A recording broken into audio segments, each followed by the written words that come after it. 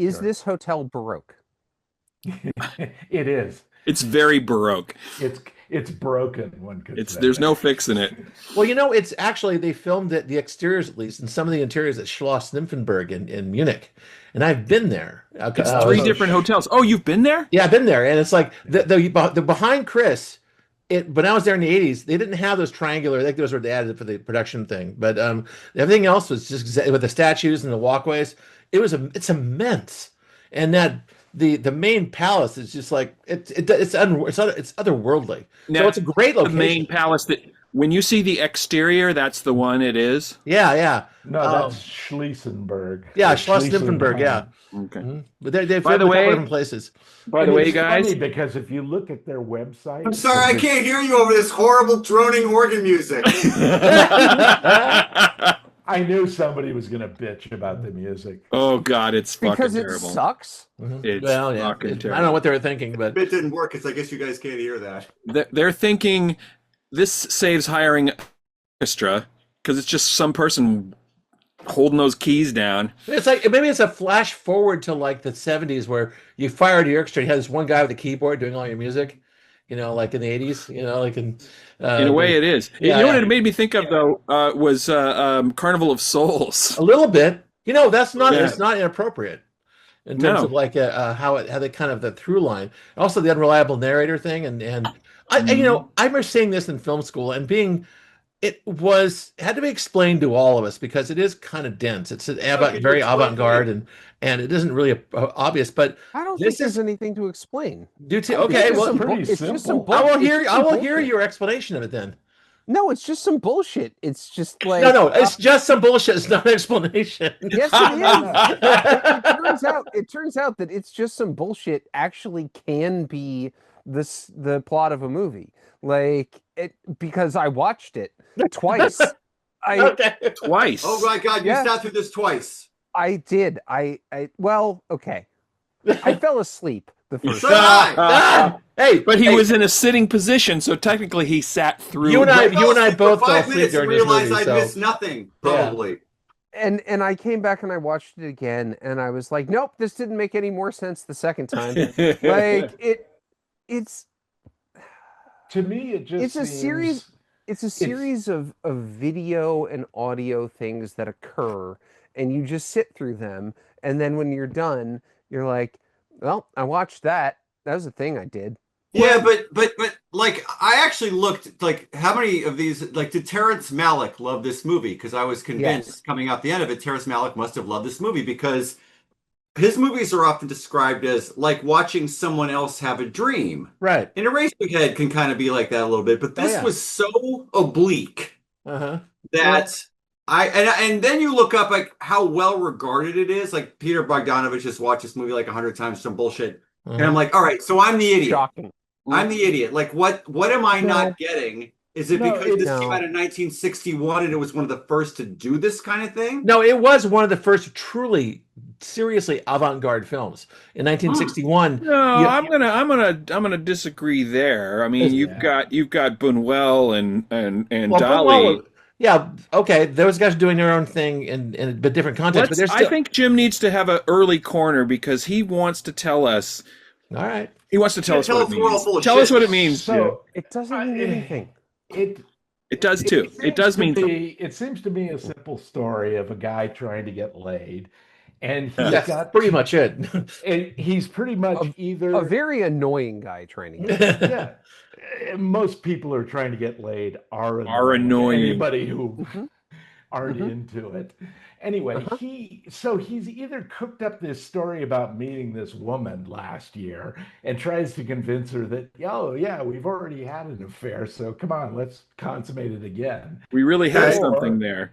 Or he really did see her last time and she's just being kind of a So it's bitch. Schrodinger's affair.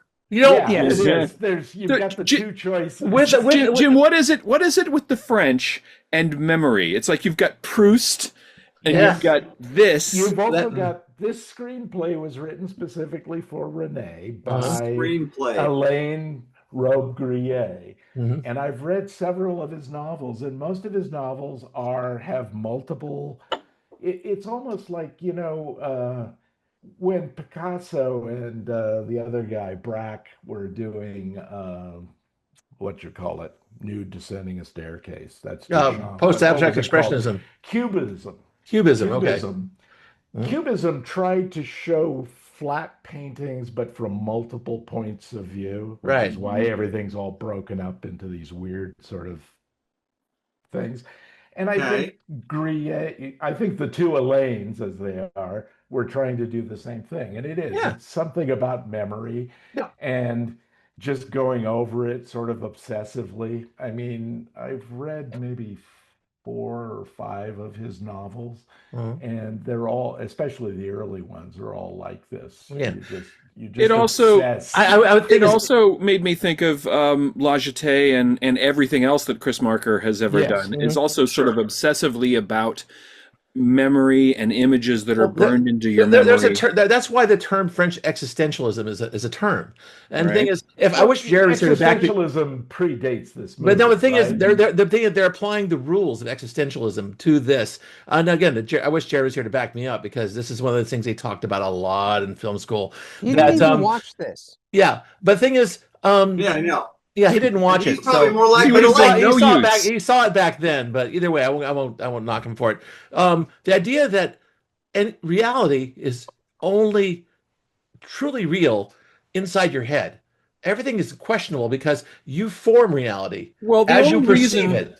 the only reason you know who you are when you wake up in the morning is your memories. I mean, we're built of our own memories. The thing is, everybody here wakes up disoriented. Like for a split second, you don't know who you are. Then your brain starts up. There's a Dilbert. There's a Yeah, Dilbert. and so There's the a thing is- Dilbert the about thing is, this. these guys were exploring this idea that there's no such thing as reality. Reality is something you create inside your head. So this film, Marienbad, is reality, but it's subjective. It's always your is him interpretation working of through reality. this idea about a man, a woman, and maybe a husband, maybe not, over and over again in his head, and you're watching the process of him working this idea out of his head on film. It's tricky as fuck, I think, in terms of like having to how do you express it? You know what I mean?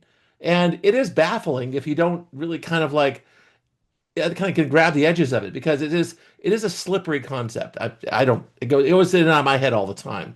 It's like, yeah, nothing is really real. You know, you guys are all constructs in my brain. And so and I'm a construct in your brain. And so everything else is up for grabs. That's the thing. That's not no. But that's the exception avant Lillette. Yeah, but that's existentialism in a nutshell. It's not the only philosophy out there, but that's one of the good ones. Okay. I mean, sure. I guess. Mhm.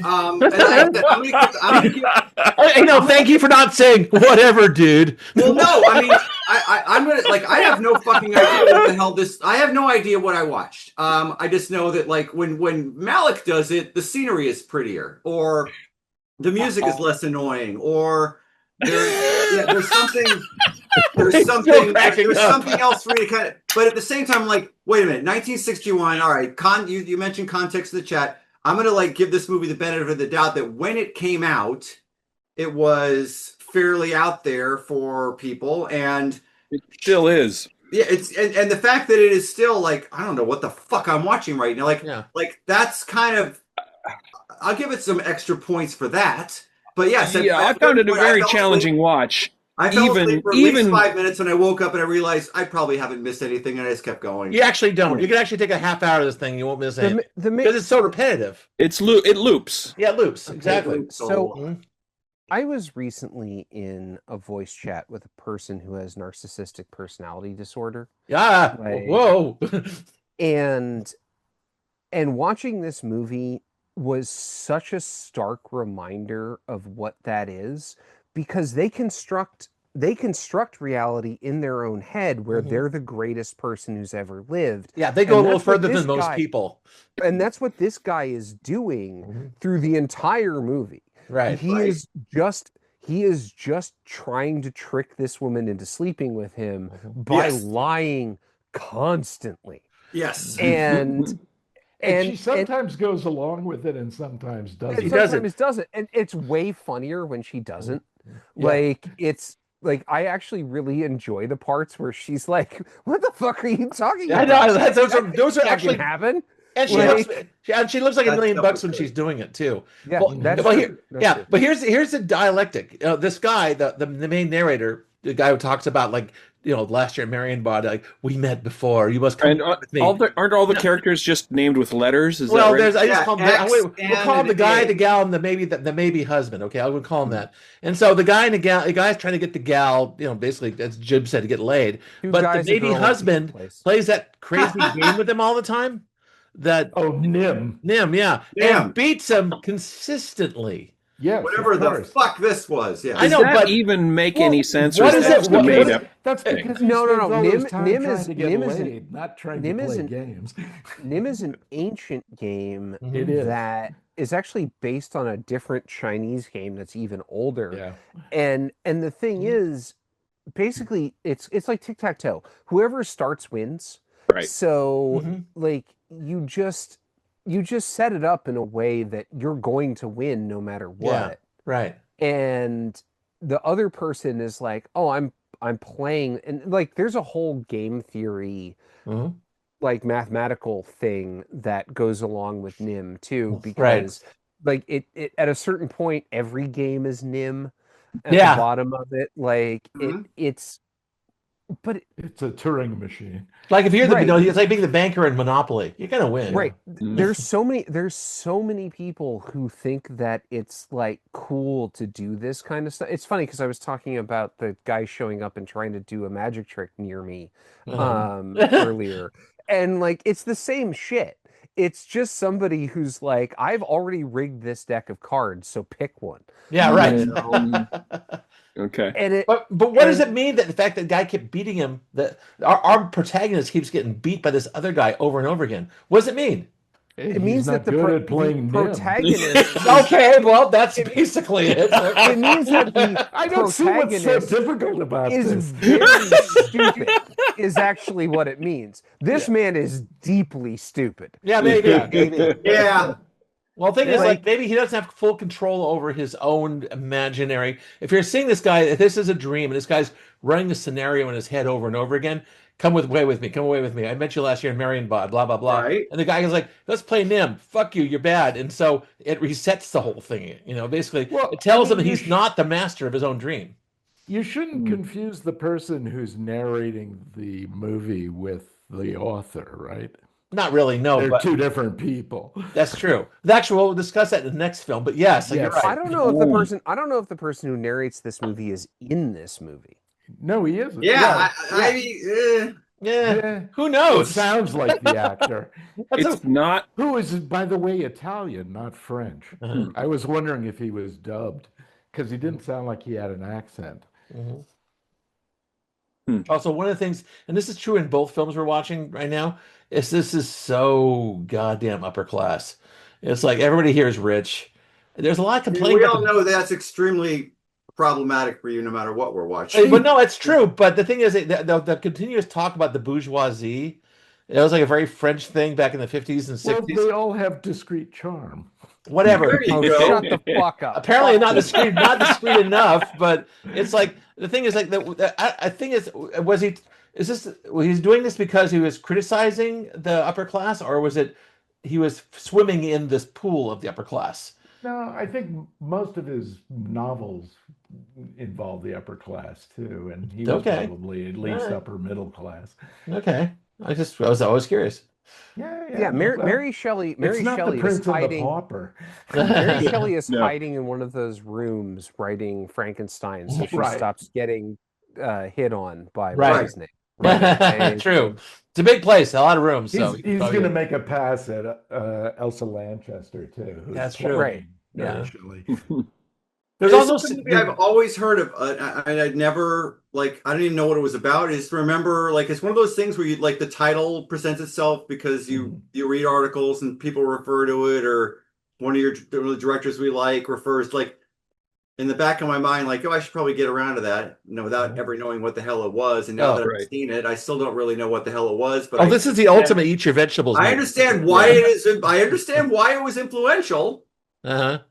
It's completely let's just take narrative structure as a concept in 1961 and blow it to smithereens. Right.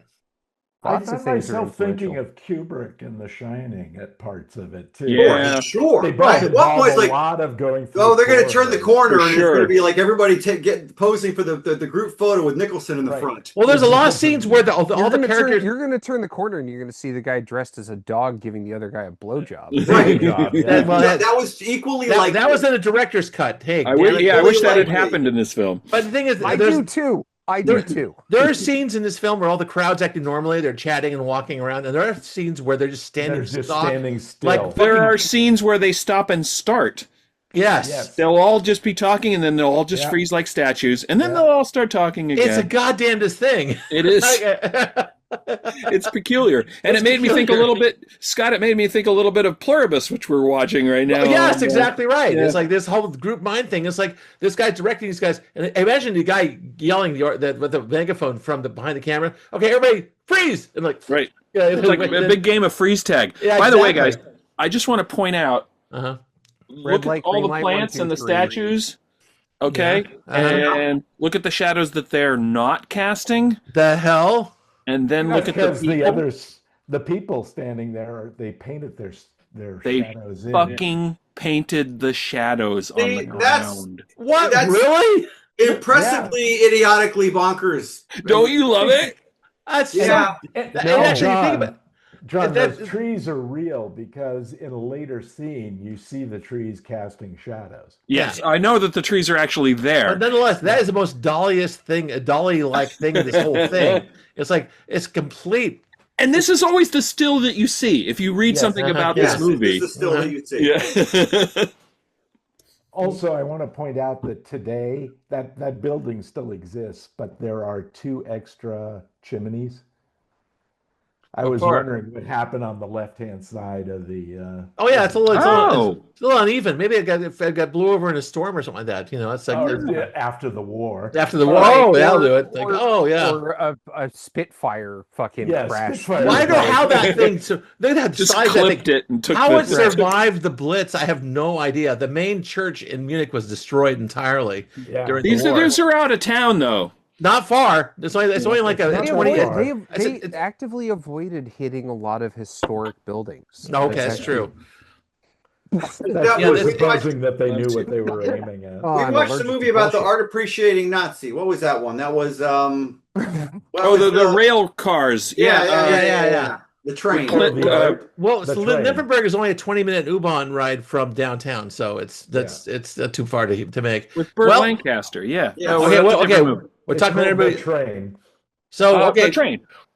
is there a concluding statement we can make here? Like we're all baffled, but you know, it's like it's just. I'm not Before we I'm not wrap up, baffled. I mean, I'm not baffled, but you can say it's I'm out. repetitive. I think the I'm guy's not trying to just a very different form of I, filmmaking. I think he's trying to say something. Uh-huh. I like movies where appreciate- things happen. I appreciate what he's trying to say, and I appreciate the experiment.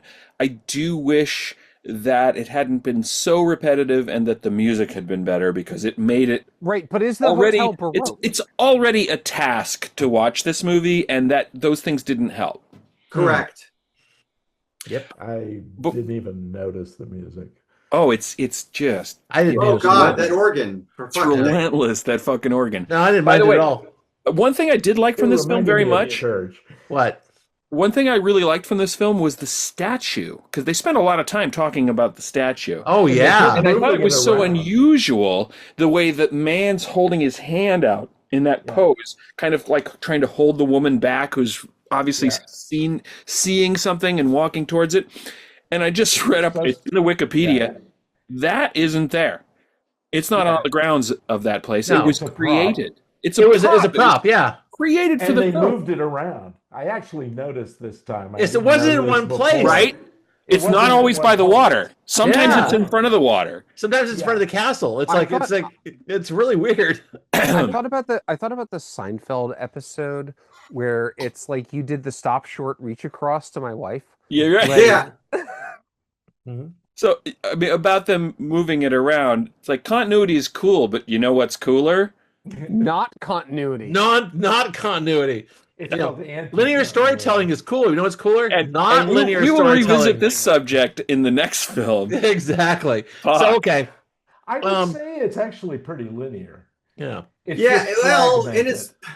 it It is in that it takes a while to get where it needs to go, but because It's linear it in as loops so much many as times. it's in a line. It's Yeah. in a But- line. It's just that the line is very jagged. Yeah, Right. It takes a lot. This Right. zigzags And in it the line. occasionally skips. Yeah, exactly. Well, it goes back and Again, it is absolutely subjective. I mean, a scene will change mid-scene, mid-dialogue, Yes. to a different location, or in a room full of people. When a moment It ago there happens was in- no one there. That's right. In You the know, first like John, 10 was it minutes of the you that- movie. was it you that chose Muriel? Who chose that one about the Algerian soldier who comes back? Oh, Because that's our other Alain Resnais. that sounds like Maybe maybe Maybe it was Jared. For this show? Jared. Yeah. Yeah. Because Did I miss that? movie also, we talked about the fact that there are some weird things that happen in that movie, editing wise, narrative wise, I guess. Mhm. I must have missed that episode. I don't remember seeing that. Mural, it's called? I think it's Muriel is the one we saw. It may be another one. No, who knows? Because he got into trouble with the French government. They wouldn't release the film for. That wasn't the one with because that it was critical of. That wasn't one with the female filmmaker who was about was it Abu Dhabi? Was it? No. Okay, just checking. All right. No. All right. Well, the Foreign Legion. I saw this. I saw this in film school. I watched it now. I realized it is a very special film in terms of like, its storytelling is very unusual as a style. Yeah. I think it works, but it's Special doesn't mean good. yeah. You have to kind of like take some deep breaths and kind of jump in. It's like this is the deep end of the pool, basically. You know, it's like, and you have to kind of appreciate how it flows over you, and it's never going to be very satisfying. I just disagree. I think it's the Yeah, shallow end of the pool. Okay. I think it's Did you bonk your head in the bottom? I think there's I think that this is a movie That that made John crack up thinks again. I think this is a movie that thinks it's really special, and at the bottom of it, it isn't. Yeah, okay. I like it in the same way that I like Tarantino's Pulp Fiction. I like that. Interesting. I You know, revile Pulp Fiction. You know, there's nothing that says that the narrative and the plot of a novel or a movie have to be in lockstep with one another, No. right? That's true. But there's nothing that says I have so to if like you it have a either. narrative like Pulp Fiction where you have to recreate what the plot is after you've seen the movie to put it into chronological order, and I see this film as being in that sort of vein. I'm not saying it does it as well, but it is an interesting take. It makes finer cuts. It dices it up into smaller pieces. It's more like Burroughs' cut up. Maybe. I forget what he called it, but he had a thing where he just started cutting things up and throwing them around. And I think he called them cut-ups. I think they were called cut-ups. Yeah. And Well- the Cronenberg movie is a good example of that. The Naked Lunch? Naked Lunch. Yeah. Yeah. I can think of two things wrong. Yeah. I can think of two things that are wrong with the title. Yeah. Well, mind you, absolutely. it's exactly. But Part of me thinks that this movie walked so that Eraserhead or the Tree of Life could run. I don't That's know. right. Like I said, well, you keep bringing in Straight Malik. into a wall. You bring in Malik a lot. Malik is actually a lot more linear than this. Whoa, Avant-garde in such a way. whoa, hold on. Uh-huh. Have you seen the last 4 or 5?